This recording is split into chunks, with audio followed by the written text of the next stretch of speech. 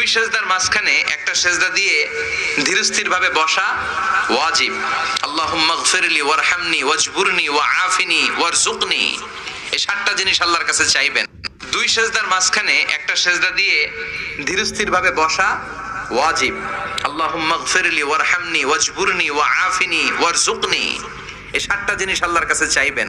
দুই সেজদার মাঝখানে একটা সেজদা দিয়ে ধীরস্থির ভাবে বসা ওয়াজিব।